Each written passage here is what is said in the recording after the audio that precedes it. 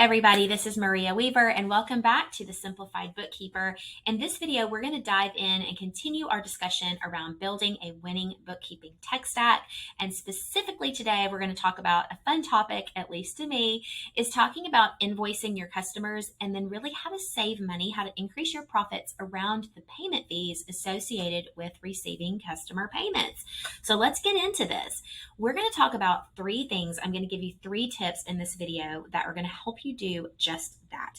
So this video is going to be for you if you are a small business who is invoicing your customer either before services or products are rendered or after, or maybe you have a business where you're charging 50% upfront and then you're billing the other 50% after the product or service is due. So this video isn't really pertaining to you if you are more of like an e-commerce business or something where it's like a point of sale where everything's happening at exactly the same time, because you obviously don't invoice and receive payment later, if that makes sense. You're just receiving payment at the time that the product is either shipped or delivered. So let's get into this.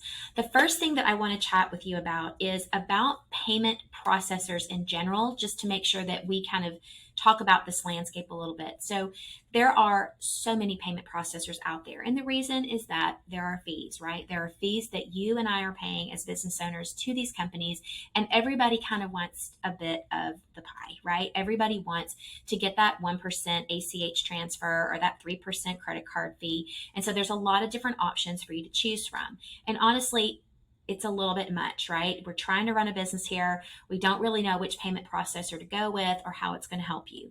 So in general, what you want to do, and this is tip number 1, is you want to pick one payment processor that you use to receive payments from everyone. That's just what you want to do, because 1 is certainly less than 2, 3, or 4, and it's going to take out a lot of the complexity. So what I'm going to share with you today is one way that you can do this using Stripe. It's my preferred payment processor. I'm going to tell you why, but that's tip number 1, is to choose one payment processor. So I want you to think about this before we dive into FreshBooks for a second. I want you to write down, what are all of the accounts that you currently have active right now? Do you use PayPal? Do you have a Stripe account? Do you use QuickBooks payments? What are all the ways right now that you are receiving payments from your customers? Do you take checks? Do you take ACH? And then how is that stuff happening? Are you doing it through your bank? But I want you to just write down right now on a piece of paper, what are all of the active accounts that you know you have, or the places where you're receiving those customer payments, and how that's working. So let's dive into this specifically. So we're on the dashboard of this new company called Craig's Landscaping and Design. We're going to go straight over to invoices. So let's say that you and I have just set up our new account with FreshBooks and we want to get started by creating an invoice for our first customer. So you're going to notice at the top that I have a button that says accept online payments and then a new invoice. So we're just going to start by adding an invoice. So we're going to choose Joe Adams as our customer. It's invoice number 1. And we're going to say that we did landscape design services and we are charging him $5,000. Let's say that we're going to bill him. This is just half of the bill, and then we're going to do the other half when we're finished. And I just want you to be able to see how it's changing as I move my cursor around. As I am modifying this side, I'm able to add a payment schedule.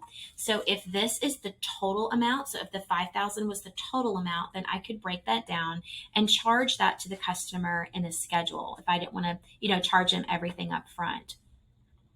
And then you're going to notice over on the right-hand side, what are some things that you can do? You can change the style. You can notice here it says accept online payments. We're going to go here in just a second. You can make these recurring invoices as you like. You can set up reminders, charging late fees. You can even have attachments or receipts onto your invoice. But here's the point to remember, is that by adding an invoice in FreshBooks, this isn't going anywhere else. This is simply you creating an invoice in FreshBooks. It's not sending the invoice to the customer. It's not receiving the money from the invoice. It's not telling another app that you've done this. We have no integration set up right now. So it's just simply adding the invoice into FreshBooks. And so that's all that we're doing here. When we turn on the online payment option, it will give us the option to then send these to customers and then accept payments. So I'm going to go ahead and cancel this right now just for our purposes, and let's go to accept online payments. This is something that you really only have to do one time unless you want to close the account or something like that. So when you're in the FreshBooks world, you have really three ways that you can collect payments. And so the first one obviously is FreshBooks Payments. They have their own payment processor. It's obviously seamless with FreshBooks app, and the fees associated with it are about the same as anybody else. You're going to get a 3% charge about if you accept credit cards. You also will have to pay a 1% fee if you do ACH transfer. So you can go ahead and select this. Now, my recommendation is that you go with Stripe. And we'll talk about PayPal here in just a second. But Stripe is really my recommendation for a few different reasons. Really quick, I'll go through those. Stripe is a very well-known platform. And so when your customers get an invoice from you and they see that they can pay via Stripe, they're probably going to be comfortable with that unless they haven't heard of Stripe. But it's kind of like Square or some of these other payment processors. It's pretty widely known. And so it's a reputable company that they're going to go with and go ahead and make that payment. The other nice thing I really like about Stripe is that when you have a Stripe account, you can go in and let's say that this customer has paid you the $5,000. You can actually go into the Stripe account and you can automatically set up recurring payments. So if that customer does need to pay you an additional $5,000 for the work to be finished, then you can communicate with your client and then let them know that this card will automatically be charged in 30 days or whenever. Let's say you don't charge it until the project is done, then you can set it up to be charged on a certain day. That is really helpful for many different reasons. It keeps you from having to create, other invoices. It helps you to not have to go through the collections process with any customer. The other nice thing about using Stripe and their interface when you have an account is if you have a business where you're doing recurring services. So let's say that you're a coach and you coach someone every month and there's a fee associated with that monthly coaching. You can do what's called setting up a subscription in Stripe for that customer. So let's say that you charge them $500 a month or $1,000 a month or whatever it is. You can go ahead and set that person up as a subscription in Stripe, and it makes it very simple. It does a lot of things for you. So for example, it will send a reminder to that person, say, hey, your card is about to be charged, in 3 days, and then it will send them a receipt. So it really helps to automate your process on your end, and you don't feel like you're in here handling the invoicing so much. Really quick, I'll go over PayPal and why I do not recommend PayPal. A lot of business owners that we work with use PayPal for a lot of different things. You might be using PayPal to receive payments, but you also might be using PayPal to pay things or to pay for expenses. And so PayPal is something that a lot of times, honestly, when we bring on a new client, we end up having to clean up, and it takes a long time to clean it up because either the integration with PayPal is duplicating transactions, or sometimes things are added that were added incorrectly. And so you'll also notice that it doesn't really show their fees. And the reason they don't show it, I think, is because their fee structure is very complicated. And so anytime I just see complication, I just kind of stay away. I'm like, obviously this channel is called The Simplified Bookkeeper for a reason. I don't like complexity. But if you have to sit down for half an hour and try to understand a payment processor's fees, I just think that that's not really that great.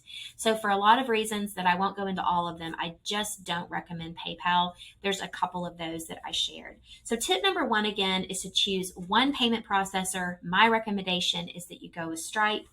The second thing that we want to do, the second tip, is wherever you can, you want to set up recurring payments. And that goes back to what I mentioned with Stripe earlier, is that once you have an account with Stripe, you're able to go, let's say Joe Adams was our customer, we're able to click on Joe Adams and we're able to make the payment that he just made. Let's say he just paid the $5,000 invoice. We're able to set that up as a recurring payment. So again, going back to the example of the coach, and you're charging somebody $500 a month, you can do that. That really helps you so much from just a workflow, just streamlining your workflow, to not have to worry oh, did I invoice her for that? you just don't have to do that. It's happening automatically. And then, of course, in FreshBooks, you're also able to set up that invoice to recur on its own. You just wouldn't have to even send it out. It would just be paid automatically through Stripe. The third thing that we want to talk about is, when you think about payment processing and invoicing in general, what you want to do is schedule time every week to do this. And so whatever that day looks like, but you want to schedule a day, not that it takes you an entire day, but just schedule some time every week. I actually do Fridays. I do Friday mornings at a certain time where I just go into my accounting software and I look at my invoices. I enter any invoices that I need to enter. I also run a report called an aging report, and we talk more about this in Bookkeeping Blueprint, but it's something that you want to look at because it helps you to know if your invoices or if your customers are late on their payments.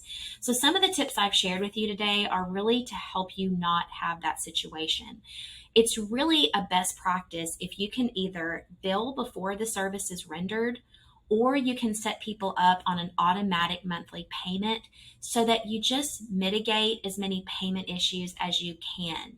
It's definitely not the best practice to do all of this work and then send an invoice to a customer or a client and then they not pay. You at least want to invoice on a retainer or something. And again, like I said, we talk a lot more about this in my online course, Bookkeeping Blueprint. So you can check the comments below for more information on that. But really, that's what you want to do as part of this sort of this time that you set aside is say, okay, do I have all my invoices here? Which invoices are late? Maybe I forgot to invoice someone, just to kind of review the week, review the work that you've been doing, review the work that's coming up, and just make sure that your invoicing is set up. You also want to use this time to check out your Stripe account or your FreshBooks. Let's say that you decide, I'm going to check this out and try FreshBooks payments. A lot more of the FreshBooks payments is going to be within here. But just like in the example of Stripe, you want to go into your Stripe account. You want to make sure that your customers are set up properly. You want to make sure that if you have recurring payments, that those recurring payments are actually happening, or maybe one got missed, or you didn't set up the subscription as it needs to be set up. So I hope this video was helpful. Again, I'm going to go over those 3 tips again here at the end. So tip number 1 is to choose one and only one payment processor. So you made that list at the beginning of the video. Check over your list and see which ones you just really like and you want to continue.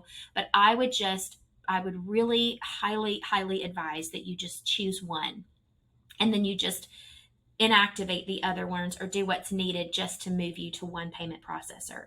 Step number 2 is to set up recurring automatic payments wherever you can. So if that is something that you can do for your business, then I certainly recommend that.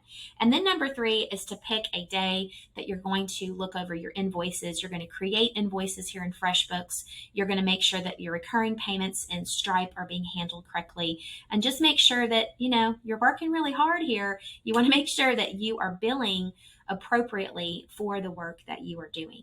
So thank you so much. I hope this video was helpful. Please leave a comment below if you have any questions around just payment processors in general or FreshBooks. There's a lot more videos coming on FreshBooks. I absolutely am so excited about this platform and everything it can do to really simplify your bookkeeping. So until next time, take care.